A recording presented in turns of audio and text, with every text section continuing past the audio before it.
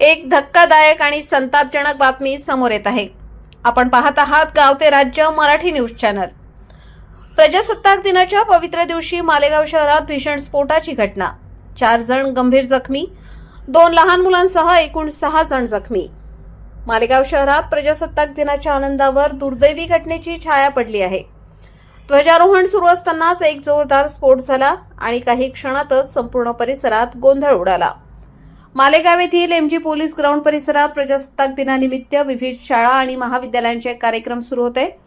असंख्य शालेय विद्यार्थी, विद्यार्थिनी आणि नागरिकांची उपस्थिती असतानाच केबीएच विद्यालय आणि महाराज सयाजीराव गायकवाड महाविद्यालय परिसरात फुगे विक्रेत्याच्या गॅस सिलेंडरचा अचानक स्फोट झाला।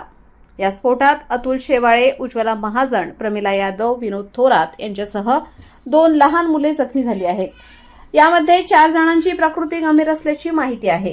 स्फोटानंतर आजूबाजूच्या परिसरात क्षणातच धावपळ उडाली। जखमींना तात्काळ मालेगाव येथील प्रयास हॉस्पिटलमध्ये दाखल करण्यात आले। प्राथमिक उपचारानंतर गंभीर जखमींना पुढील उपचारासाठी नाशिक येथे हलवण्यात आले आहे। घटनेनंतर काही काळ मालेगाव शहरातील वातावरण तणावपूर्ण बनलं होतं। मात्र मालेगावचे उपविभागीय पोलीस अधिकारी दर्शन दुग्गड यांनी नागरिकांना आवाहन केले आहे की कोणत्याही अफवांवर विश्वास ठेवू नये। पोलीस प्रशासन घटनास्थळी दाखल झाले असून घटनेचा तपास सुरू आहे। सुरक्षेच्या दृष्टिकोनातून परिसरात बंदोबस्त वाढवण्यात आला आहे। प्रजासत्ताक दिनाच्या आनंदावर अचानक आलेले हे संकट संपूर्ण मालेगावला हादरवून गेलं आहे।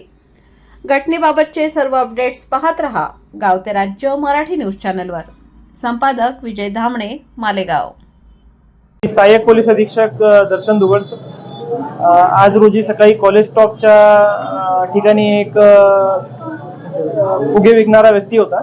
त्या फुगे विकणाऱ्या व्यक्तीचा सिलेंडर गॅसचा स्फोट झाला आणि या अपघातामध्ये एकूण 5 जण जखमी झाले असून एका व्यक्तीवर प्रयास हॉस्पिटल येथे उपचार चालू आहे आणि इतर 4 व्यक्तींना